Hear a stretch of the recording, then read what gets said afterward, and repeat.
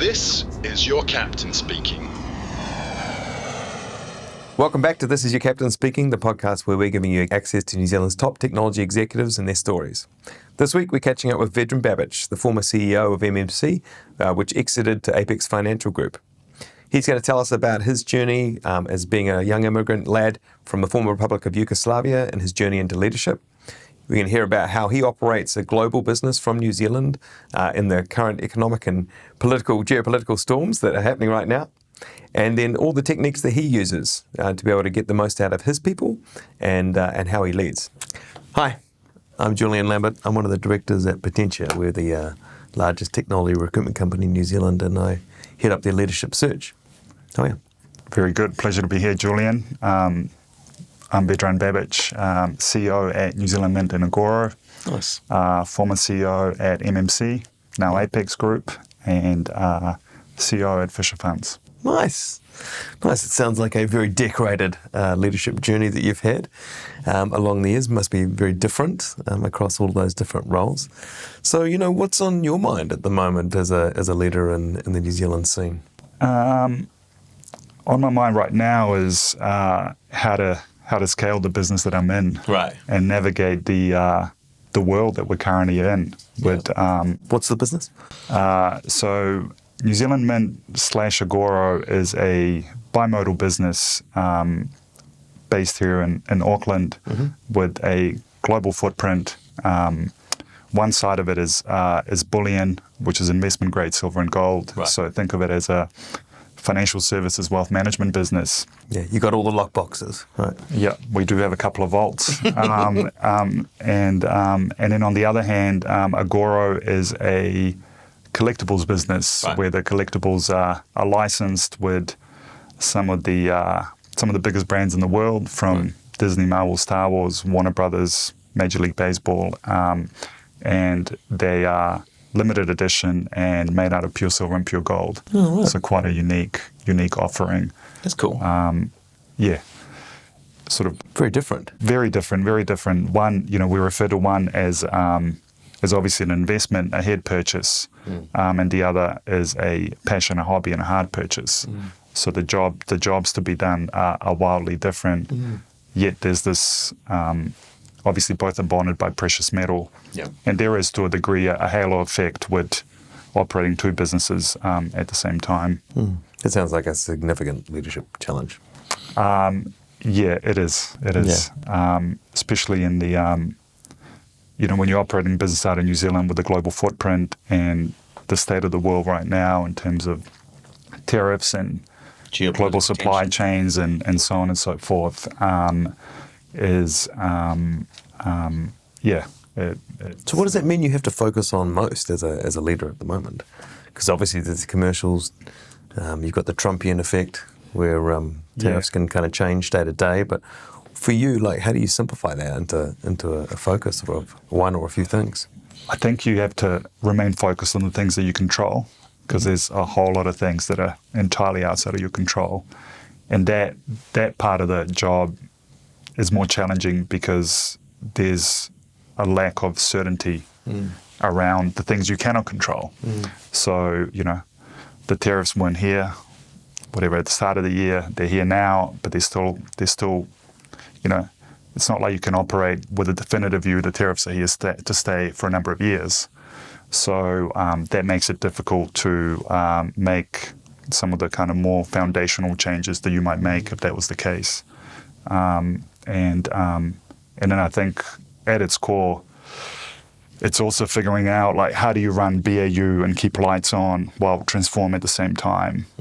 With a finite set of resources, and running those two races simultaneously is on my mind. And the bets are risky, 24/7. Right? Because you're dealing with this very expensive inventory, and then you got to figure out where you put your resources against all this sort of stuff. Definitely, it's like you've got a certain number of chips. Where do you place them, and how do you sequence that in the right order is both an art and a science, and with no guarantee of success. So you mentioned that you were previously with MMC, which is a technology company. A company that has a large footprint of technology in it, which was ultimately acquired by Apex Group, a big global kind of fintech. So how's the role different? Like what was easier? What was more difficult back in the more the tech scene as opposed to now where it's not, right? Yeah, I mean there are both differences and similarities. I went from Fisher Funds, which was primarily a B2C business, to then MMC, which was a B2B business, providing essentially back-end support. It was really the operational backbone for New Zealand's fund managers and banks and KiwiSaver providers, and then now being at New Zealand and Agoro and being in a business that's both B2B and B2C. The biggest global. So the biggest difference now is you're operating a global business from within New Zealand, which has its limitations. But MMC also had a bimodal nature to it, because when I joined, we were in a process of acquiring Aegis, which is a wealth advisory platform business that ASB used to own. So all of a sudden, you had two value propositions servicing two ends of the market, one the financial advisor market and one sort of more institutional investment managers and banks, so the provider market.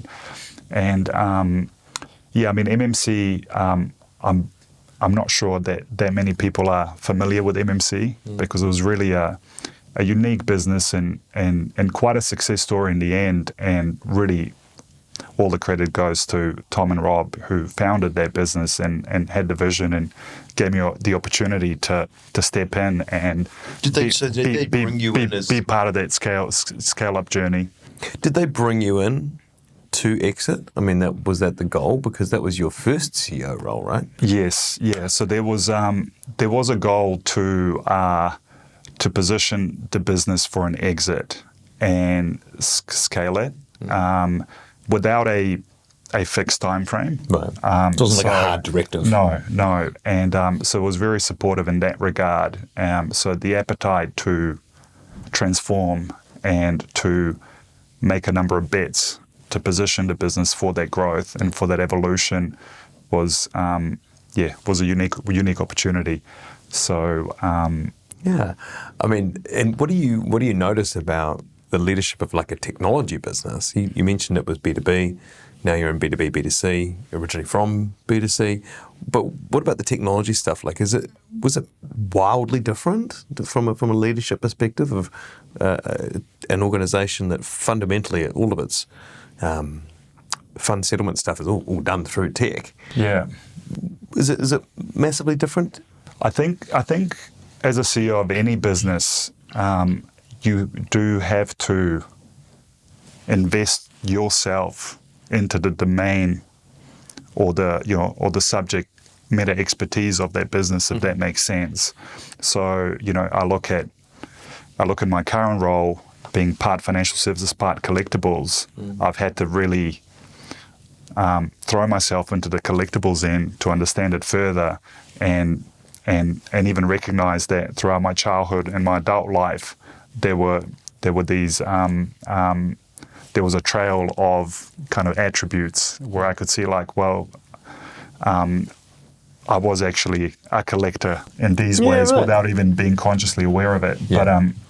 But coming back to the MMC, I think I had some good experience at Fisher Funds overseeing the IT and the technology and the data part of that business along with the wider operation. So that gave me a good base and understanding, particularly in the context of financial services. But then it's very different when you are essentially a technology infrastructure provider and it's in a B2B context and you're providing that service 24/7 and the reliability is non-negotiable. It was really a thankless task. Like you're expected to get it right 100% of the time. Yeah. So that one thing that you get wrong is when, a ton of bricks comes at you. Yeah, it's like they talk about like hygiene business models. Yeah.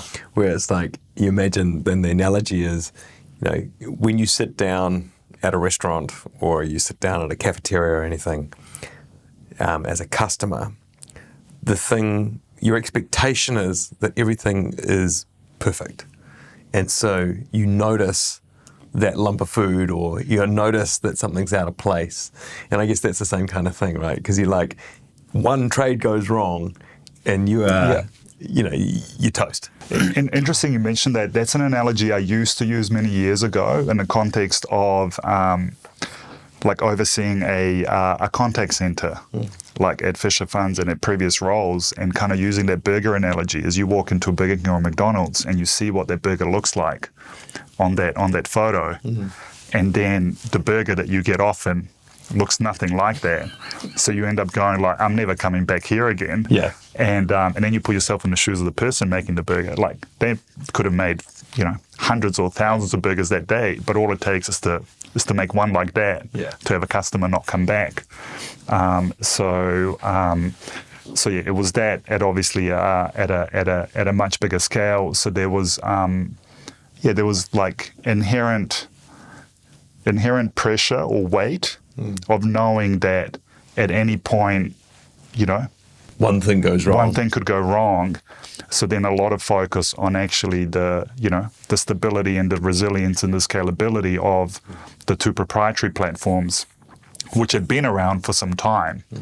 And so then the topic of technical debt comes up, and how you evolve and how you align that not only with the current needs, but where you want to take the business in terms of providing additional services and additional features. So again, I mean, that's the daily battle that any business leader faces. Did you find that, like, the technical aspect of being in that leadership role, that you were always chasing your tail, or did you kind of assemble a leadership team that you trusted or felt that could be accountable for those things, which didn't, your own inherent lack of or emerging nascent technical kind of capability was good enough to be able to make decisions? Yeah, I think it's a bit of both. In my experience, and this being my second CEO role, and you join a business that is successful in its own right, but at the same time, there's a clear case for it to change in some way in order to pivot or, position itself for growth, or to get after an opportunity set that's in front of it. And what often happens is the team or the people that you inherit, while all credit goes to them for getting the business to that far, it's not a given that they're actually capable, or in my experience, what I've found more often, like, have the drive to kind of reset and take it to the next level, because they've been at it for 5-10 years and their tank is running on empty. So when you first come into the business, you are trying to understand, the business, the model, the customers, the market, but also your internal people capability. Yeah. And, the frameworks to deliver and those mechanisms. And then, in my experience anyway, every time it's been a matter of actually some changes need to happen at that people level. And what you hope to do is retain enough of what got you there, while at the same time adding new capability. Yeah. And ideally, capability and expertise of having been there, done that, in some shape or form in terms of where you're trying to get to. So you create this hybrid kind of model or team. Enough of the old, but enough of the new. Yeah, while ensuring that, like, the culture and the underlying values are aligned and tie that group of people together. And that's a common model that you've brought into technology organizations, or fundamentally non-technology organizations, right? Like, it's it doesn't really matter. I think it's agnostic, to what business the company is in. I think it's just, There's a great book. There's a great book, The Hard Thing About Hard Things. It's written by Ben Horowitz. It's a book I read a few years ago, but it was it left an impression on me on quite a few. And then what you're talking about there is it's a bittersweet thing that you come to terms with if you are transforming, growing, pivoting an organization, which is, and one of the premises of that book is that the people that built that first part of the organization, it's almost that there's an assumption that they are not going to be the right people to build it into the next phase, right? Like your head of sales of the company that grows it from 0 to $1 million ARR is not going to be the right person to be the country manager, nor as they go expand globally is going to be your global head of sales. Your job as a leader is to identify where those vulnerabilities are and those capabilities are that do map to that future state, but also have the tough conversation that actually, Dolly, I'm sorry, this is not the right role for you. I mean, if you had to face those kinds of conversations, for sure, and it's terrible, right? Because they're good people, but they're not fit for purpose. Yeah, and look, I mean, everything evolves, right? And there's an evolution and life cycle and a phase of each life cycle, and that requires, a different mindset. Just a different approach and a different set of skills, and a desire to want to do it again, especially because you've done it. It's like you've taken it from A to B, and you feel like you've reached a level of success. So why do I now need to do that again? But the sort of the manager maker analogy is what I recall, particularly in MMC with a significant technology footprint, is where it was a team of geniuses that, well, one, the founders who were brave enough to say we're not gonna basically outsource to a third-party global provider. We're gonna develop this infrastructure ourselves from scratch, which was a major bet and a major risk. And then even once you develop that, then it's like, how do you give a fund manager or a KiwiSaver provider confidence? How do you build trust into something that no one else is using, that you've just developed, that it works, but so you've got people who start that journey and are on the tools, they're developing it, and because they've been able to develop something successful and the business has attained commercial success, then they end up assuming certain positions in leadership. And but then when you get to a certain point where the business truly needs to scale, those people need to shift from a maker to a manager or to a leader, and becomes and that shift is challenging for a lot of people, because you go from being fully in control of your output in everything that you do to then being completely hands off. And what made you successful in that current role does not necessarily transition to what's going to make you successful in that future role. 100%. And I think that's it can be a very bitter pill for people to swallow. Especially if people if they're not looking over the fence constantly in terms of how the world is moving. Because what I've also observed is that people that are able to get to a certain level of success, there is an inherent level of comfort of like, oh, well, we're here, so we're just going to continue with this, not recognizing that, your competitors aren't staying still, or the new entrant that is about to enter that space. So I think that having that, growth mindset, but I think just a desire to continuously improve and to stay up to date with best practice is important, because it's very hard to play catch up once you're behind. Is this something you bring to your own leadership journey, that whole continuous learning perspective, that kind of desire to be looking over their fence or looking at competitors and analysing those things either as individuals or companies?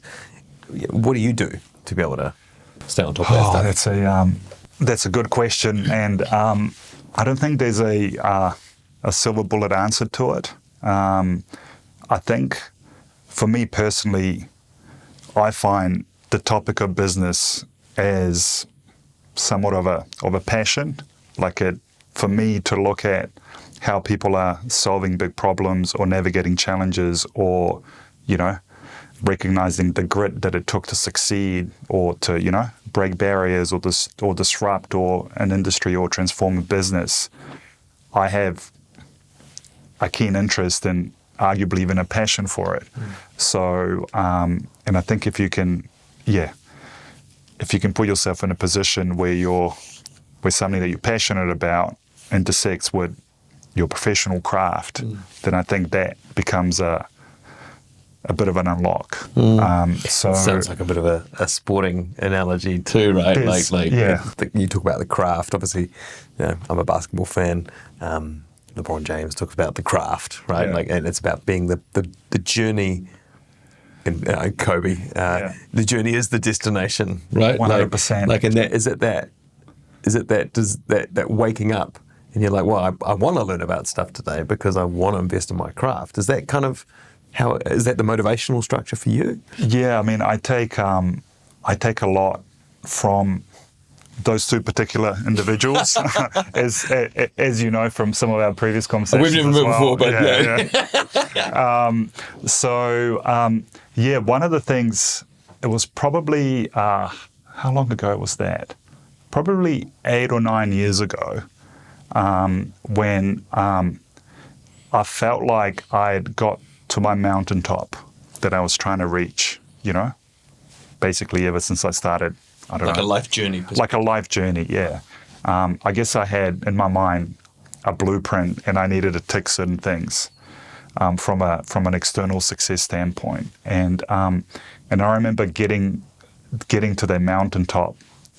Well, in the lead up to that, right? Your whole focus is on that. Yep. Is on the destination.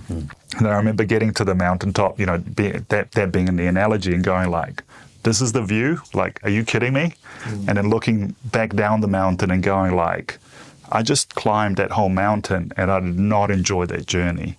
And it was just like this, deep feeling of like, I don't know, regret, or just a realization. And then, you mentioned Kobe, and one of my favorite quotes is during his retirement speech, where he looked at his daughters and basically said, without quoting the entire quote, but basically saying, the beauty is in the early mornings, it's in the late nights, it's in the hard work, and it's in that beautiful struggle, not the destination. And then he finishes off by saying, if there's one thing that I could pass on to you as my children, it's that, and that means that I know I'm doing a good job as a father. And and that's the hustle, right? Yeah. It's the hustle. It's the every decision, it's the every moment that is in the motivation. And I try to. It's hard though, right? I remember to maintain that perspective. But I remember starting at MMC, and obviously every journey is full of ups and downs. But at times working closely with Tom, who was one of the founders, and just kind of bringing this up and openly talking about it and saying like. In the hardest moments, actually like stepping aside and saying, like, one day we're going to look back at this as being like the moments we remember. Like that's what we're going to look upon fondly.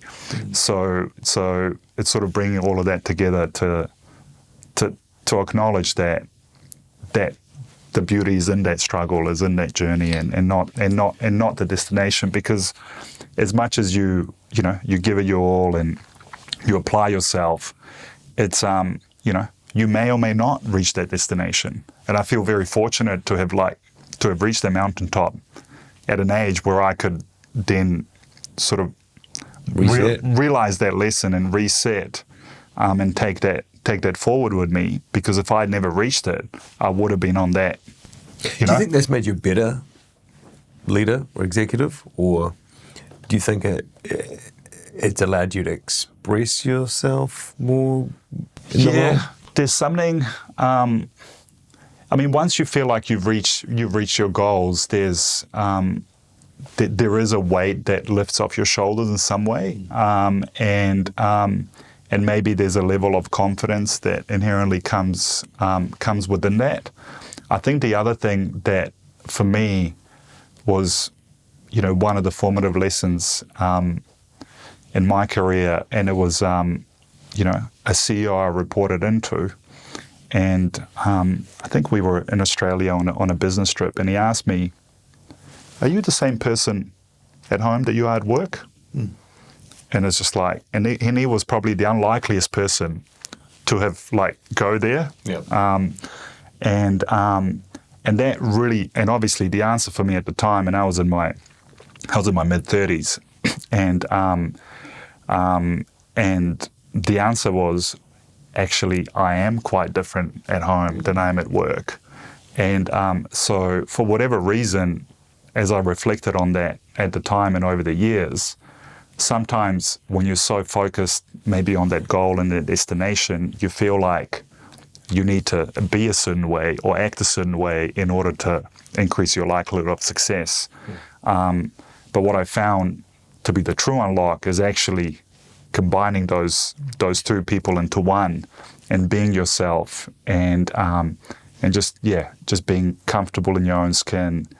And I think that creates a level of momentum and confidence internally. Yeah, I've got a theory about that too. I think that if you are putting energy into retaining, creating a mask or fashioning a I should be focused on this sort of approach in your work, then that does take away from your ability to focus on the core of your job, or it takes even a small focus away from what you're trying to achieve, or even your ability to be consistent. Because I think that consistency is a major thing within leadership. People want to be able to feel safe around you, and consistency is a big thing. And if you're trying to put on a mask all the time to be a certain thing that you think you should be, then it's going to dilute that, because actually, how are they going to be safe if you're not safe, right? But particularly when you're in a leadership position and you're leading a team or a group of people, and I think you're going to be much more effective as a leader if you are, to use the word authentic. But if you can bring your entire self to work. So since that realization, and in the CEO roles that I've had, I've put a lot of emphasis on psychological safety. And part of that is, people being able to bring their entire self to work, but also be able to speak up and call out things as they see it without the fear of any repercussions or backlash. So what originally drew you into leadership? Is this something that you kind of started out early? It was a mantle you picked up. Why do you lead? It's a really, really good question. I think we're all a product of our environment and our circumstances. So for me, I was born in former Yugoslavia, and there was a civil war that broke out in the early 90s, and then my parents decided to move us as far away as possible, all the way to New Zealand. So we landed here in October 95, so in a few weeks it'll be 30 years. As permanent residents, we didn't know anybody here. We couldn't speak much English, if any. So Still struggling? Still struggling. And then I am the oldest in the family. Right. I've got two brothers, 7 years younger. So seeing the sacrifices that my parents made to move us all the way here, because if I look at it purely from their standpoint, they didn't really need to make the move. The war was coming to a conclusion. We were in a safe enough space, and we could have easily carried on, living our lives. But they wanted a better future for the three of us. So then seeing the sacrifices that they made to put my brothers and I in a position to do something here and create something was in some ways a debt that you had no choice but to repay. And then also set an example for my brothers, knowing that they will probably mimic some of what I end up doing. So I think that had a lot to do with it, and just having that internal drive to want to maximize the opportunity set that I've been given, knowing how much sacrifice went into it. Was it a chicken or egg? Because you do have an innate drive, right? So was that that gave you a really pure motivational force to be able to manifest that drive? Or do you think it was like that context made the drive so much bigger? I'd say it's a bit of both. I'd say there was a level of drive to begin with, but that definitely elevated it to another level. Would you, like when you're coaching young leaders or you're looking at emerging talent in your team or anything like that, do you look at that bit that you've used? Because I mean, I think there's also a lot of expectation that comes with that. Like it must feel like sometimes the job's never done if you're coming from that kind of level of motivation. But when you're thinking about those young leaders that are coming up in your team, or you're trying to help someone to drive their own leadership journey, do you look at that as a bit of a formula to say, well, you've got to have a really bloody good reason that you're personally tied to drive yourself to be a successful leader? Yeah, the lens I use is sort of this difference between being interested and committed. And sort of the underlying reasons why you may be interested or committed may change person to person because we all come from different backgrounds. So I don't want to say that my way is the only way. There's a million different ways to get to the same point. But, all of us with some aspects of our lives are interested in a whole bunch of things. It's like, oh, well, I'm interested in going to the gym. But am I actually committed to going to the gym? Have I put myself in a position where this is an actual goal, I'm ready, I've done everything I can to make that happen? So what I find often with people or colleagues or emerging leaders, it's really trying to get to the bottom of people will say certain things, but is that in the context of them being interested? Because we're all interested in being better and wanting things, but are we committed and prepared to actually put in the work? And that ties back to the inner drive and what you're. What are you looking for there, though? Are you looking for a self-awareness to say, where are you on the spectrum? Yeah. Number two, do you have a system to be able to get there, or what are you looking for there? Like, because the decision is the decision, but how you get there. I think over time, you develop an intuitive feel, especially if you spend time with people and you engage and you converse and talk about these kind of things. Yeah, and you're just able to see them in action, and you're able to see how they react in certain situations, and then you might offer create an opportunity for them, whether they know it or not, to see, hey, will they step up? And if they haven't stepped up, well, what's the reason for that? Is that on me for not putting them in a position to succeed? Is it external, or is it actually down to them and the inputs they control? So I don't think there's an explicit formula or a system. I think it's using good judgment within the context that you're in, and I think intuition.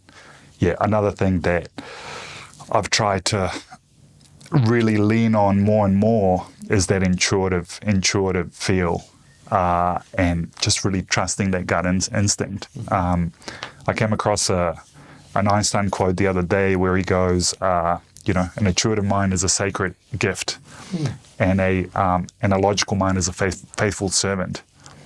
And that we live in a society, and we live in a society that actually honors and praises the faithful servant and sort of disregards the sacred gift. That's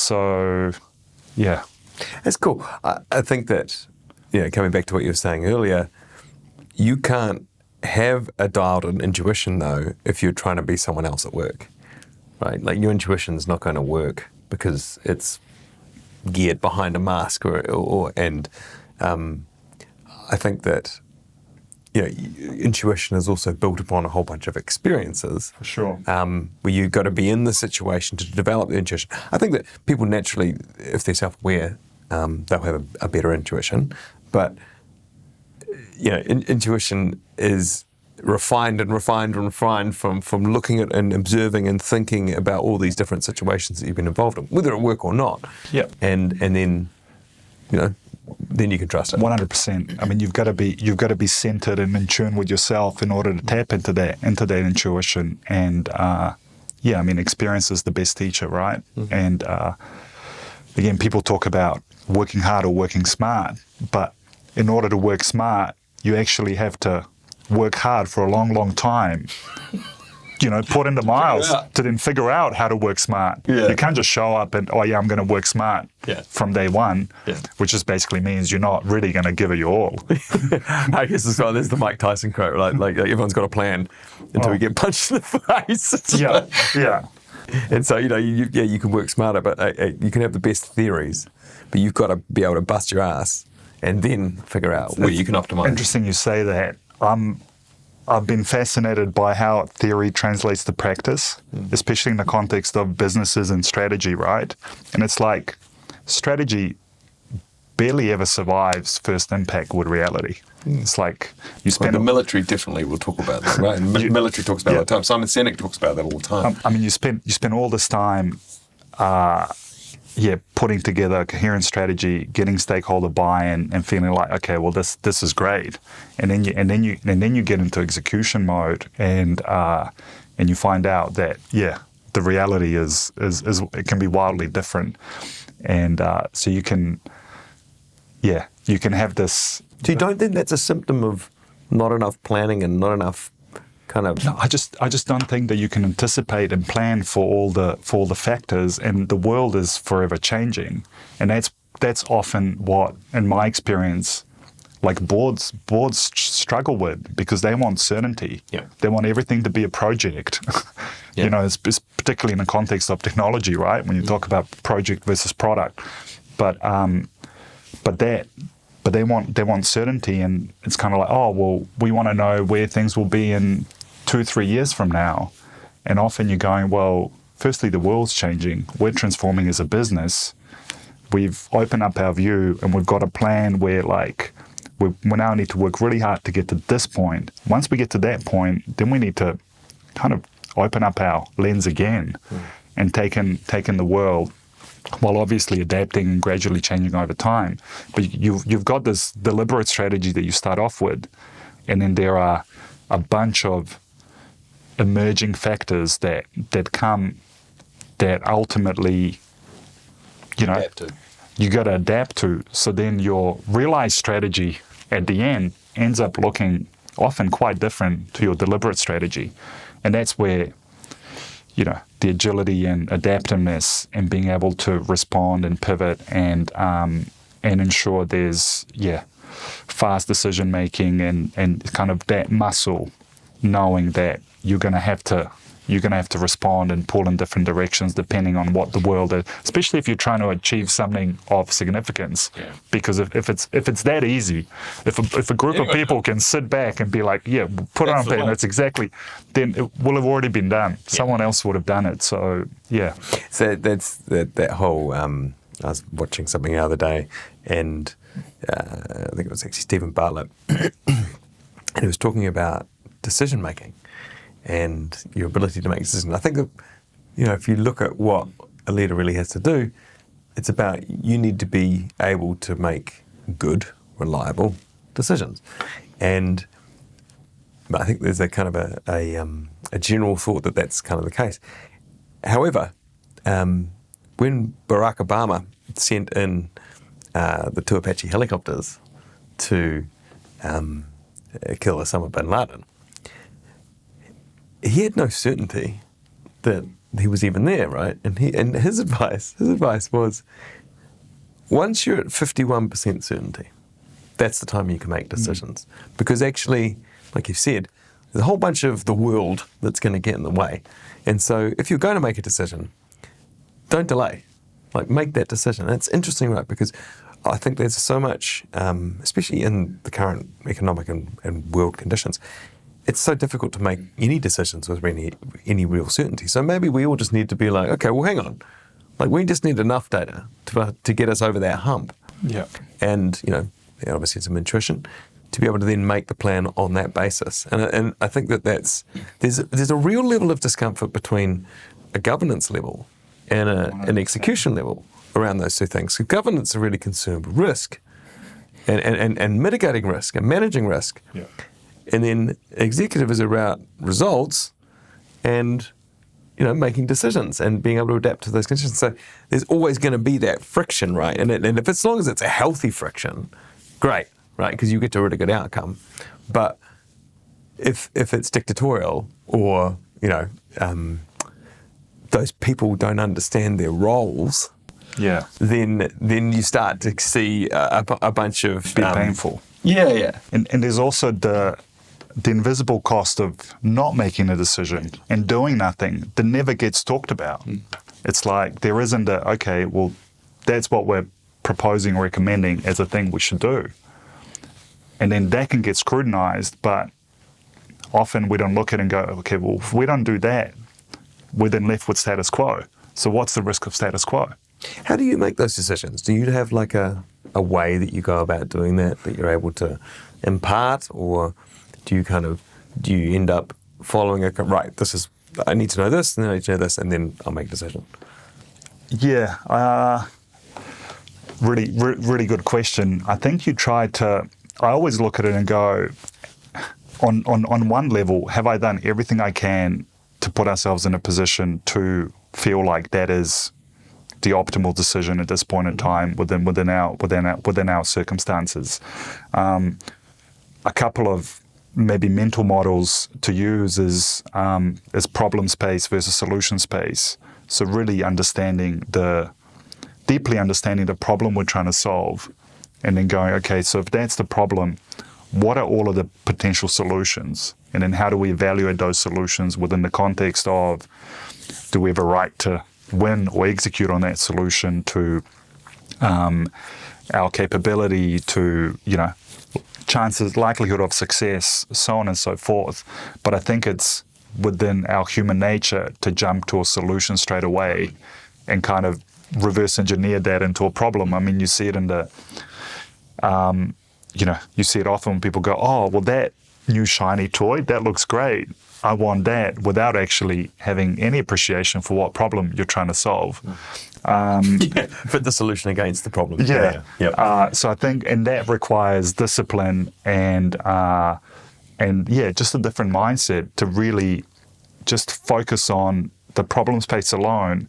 But it's so hard because we're so inherently conditioned to just want to put forward a solution. Most decisions are made emotionally. Right? Yeah. Like you retrofit logic around the decision rather than following the logic through to get to the decision. Yeah. Right? Everyone will have examples of where that's happened. Confirmation bias kicks in and so on. The other one is the Jeff Bezos one-way, two-way door to be able to filter between. Talk about that one.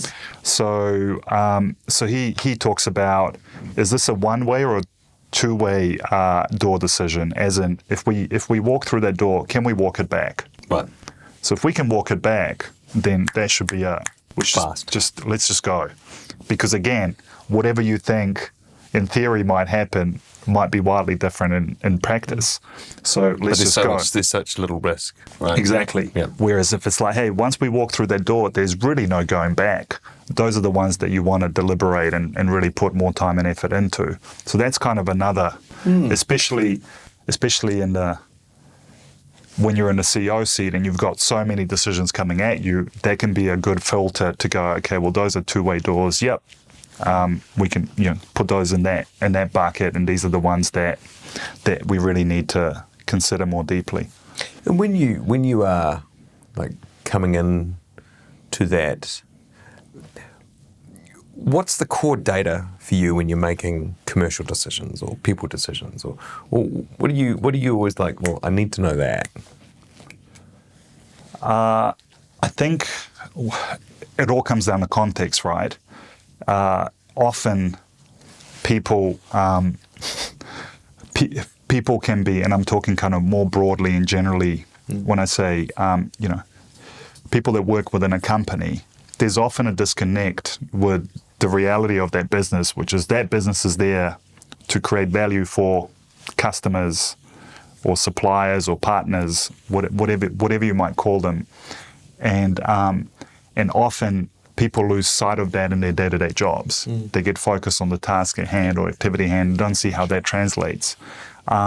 So getting to the core engine or mechanics of the business and understanding what actually matters, so that decisions that you're making are commercially viable, or you are cognizant of, okay, this is an experiment and it's okay if we make this investment and we don't get a return, but at least that's a conscious decision. What I've seen often is decisions being made without that connection back to actually the commercial reality of the business and what it needs to do in order to sustain itself and grow. Because ultimately, your job as a leader, I've always had this mindset of like, no individual agendas, it's what's best for the business. Because if you can take care of the business, then the business is in a position to take care of everybody else. And if the business thrives and grows and generates that momentum, then people have opportunity for learning and for growth. And, you are then in a position to invest even more in your people. So it's good. That's a cool way to think about it. And there's often it's kind of like you've got to, and it's hard because we're all human beings, and you form relationships with people, but then you quickly forget that the only reason you have a relationship with those people is because you were hired to do a job to begin with that needs to deliver something in order for this thing to keep going.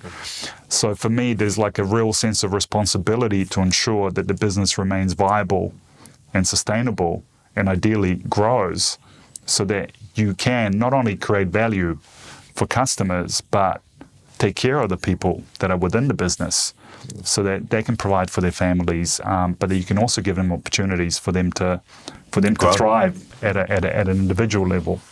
And like when you think about, it's interesting to kind of crystallize what the core is of what you kind of focus on. And like, is it simple for you? Like you coming in and you're like, these are the 2-3 things I want to focus on. This is to me what the core is. If I can get this shit right, then probably everything else is going to be okay. Yes and no. But again, you get swept up in the reality of life, and like, one of the big challenges, at least for me, is to like operate at a certain altitude and not try to go too deep, because that just doesn't scale and it doesn't compound. And also doesn't give people opportunities to own things as well. That too. So it's yes, I could say there's like a toolkit and a mindset and an approach that I will take into a business to try and deploy. But at the same time, context is everything. What about that? What is the heuristic that you have there? Like, do you go, you know what, 50% of my time is going to be spent on the people, 50% of my time is going to be spent on the commercial models? Like, is it like that? Or is it that you kind of go, well, I need to be able to assess the capability that currently exists and then supplement or dive into the things that aren't being fulfilled? I don't think there's a constant formula. if that makes sense. And again, context is everything. So when you first join, you're trying to wrap your head around the business. So what is its internal capability? What is its culture like? How does that relate to where is the opportunity set? Where is the real kind of disruptive angle for innovation where you could create significant scale and an opportunity set. So you're trying to sort of put the pieces of the puzzle together to then go like, okay, that's where we are now. That's where we need to be. And I often think of, coming in as a CEO into a business where you've got an agenda to transform, scale, and grow. I look at that as a blank canvas that you get to paint. So you start off with a vision and a purpose and some values, then the right team around you, then the right, framework for delivery and operating rhythm, and so on and so forth. So it kind of builds on one another. And I think it... So it's interesting, if I pull some threads there. Foundationally, you're like, well, there needs to be alignment around what the direction's going to be and an understanding of existing capability. And then you go, okay, well, if we've got that, then what are the macro opportunities here? And what's the lowest hanging fruit? What's the wins? But then also for us to be able to deliver predictably and have some kind of flow within the organization, there needs to be some operational mechanics that are reliable. So it's kind of like there's all these, unintentionally you are systems thinking. Yeah. Well, you don't unintentionally, but there's definitely some systems in there, for right? sure. And there's ways.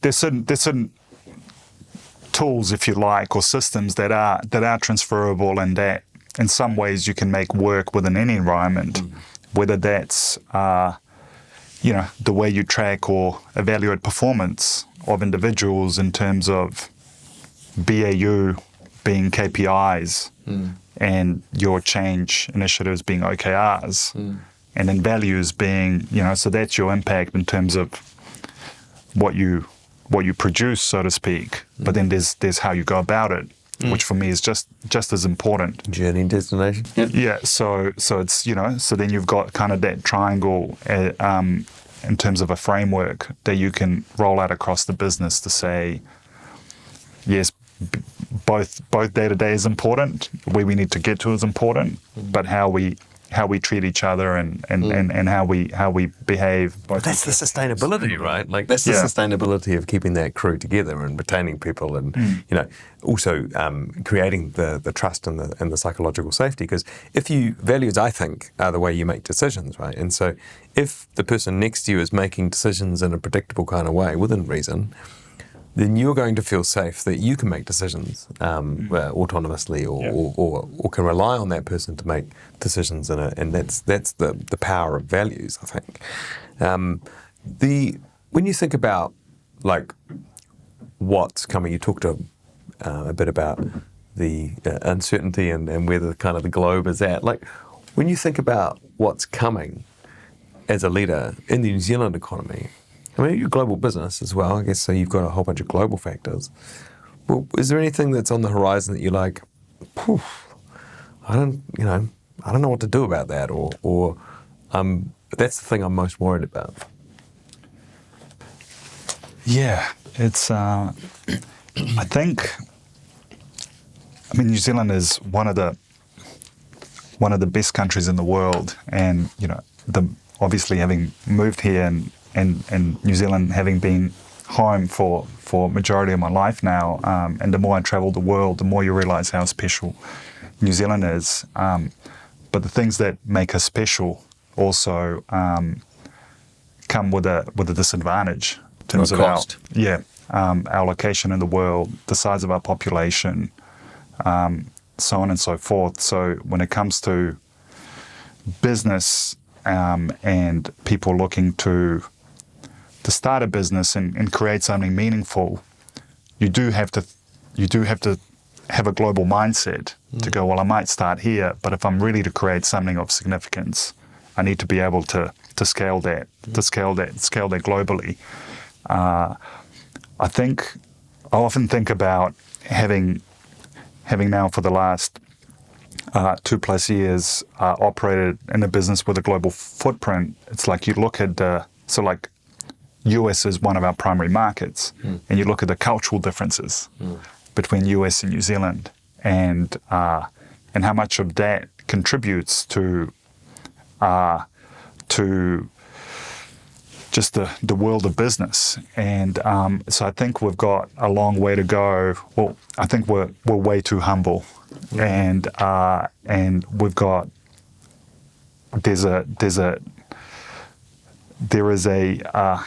I think if we can just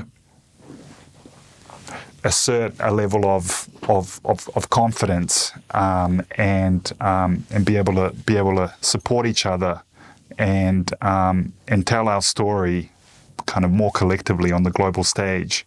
I think some industries do this really well, right? Like the wine industry does that really well. They collectively tell that story. Tourism does it really well. Interestingly, though, both those industries are not scalable. There's only so many tourists we can fit here. There's only so many grapes we can grow here. But when we think about our products and our services, which are globally scalable, very few, right? Like actually bind together. I was talking to a Kiwi guy who's returned to New Zealand, and he is he was one of the founders of a very large marketplace on one of the very large platforms out there, and he said that Kiwis do things. So the things that limit Kiwi global businesses expanding sits in three things. Number one, we don't market ourselves effectively. Like we don't actually understand what great marketing looks like. We're actually quite good at sales and building relationships, but we're not good at selling at scale. So marketing and sales, we have a limitation around, and this is expectations, right? Number two is the product marketing. Now you could argue that that's kind of marketing sales, but actually the product marketing, so the rigor of saying, we're going to build something and then we're going to listen to the market and we're going to look at the data and then we're going to adapt on that basis. And then we're going to aggressively go to market in a systematic way, not just send, Jane up to California to go knock on some doors. And then the actual products themselves, we build things like for our context, like we build something that could be successful in a market of 5 million, not in a market of 1 billion. And for years we've talked about the 4 Bs, or you get the boat, the batch, and the beamer, and then every Kiwi entrepreneur is happy. But we're now at a point where we're now missing out on the opportunity, and actually I think to some degree we're a little bit going backwards. There's the aspirations are not as big. Our tech sector has only got 120,000 people in it, but it's the third largest contributor to GDP, and actually now a pretty close third to dairy and to tourism, right? You're talking about the States before. I mean, what from there would you bring back to Kiwi business? You talked about the cultural differences. We've talked about some of the sales and marketing, the product marketing and the product. What else do you see there that we could learn from that market to be able to supercharge our ability to export great products and services? Well, on one level, we're not comparing apples with apples. We're talking about a country that's been around for a lot longer, that the size of the market is far larger than the market here. But I think culturally there is that confidence that Americans inherently have. And is it courage, or is it kind of like a lack of fear of failure? What is it? I just think it's part of the fabric there. It's a way to, when you've got that many people aspiring or fighting for the American dream, maybe that's a must-have ingredient in order to be even in contention for it, let alone to attain whatever your own version of the American dream may be. So I've thought about it in that context of, again, the context that you're surrounded with and how that shapes you and the way you see the world and approach the world, and Yeah, so we're not working within the same set of parameters here in New Zealand, but I feel like some of the limitations are self-imposed. Yeah, and you're not talking about like reinventing ourselves into American culture. You're talking about like adjustments, right? You know, the tall poppy syndrome. Yeah. Let's support each other. Let's celebrate one another. Let's recognize that at the end of the day, we are a small team of 5 million, and we should be in this together. So how do we take what we have to the world for the benefit of not just us, but the world as a whole? I think that, I've noticed that Gen Alpha and Gen Z are better at this, right? Like and it's not about not being humble. It's about like they pursue things and they set their own expectations. There's not this kind of overarching or overbearing need to be ruinously humble, right? And that's a great thing to see that the companies that are founded by these folk and the things that they think about and the way that they behave and the way they treat each other is actually, it is evolving, right? Have you noticed that with any of your young team yet, or? Yeah, and to a degree, and I mean, humility is a wonderful trait, and we should hold on to it.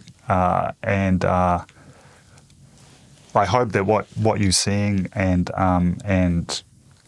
what I see from time to time will proliferate and will come to life at scale. But I think it's on us, and as maybe this generation, to instill that level of confidence in our children and in our younger colleagues, and give them the platform to be able to shine without getting in their way or holding them back.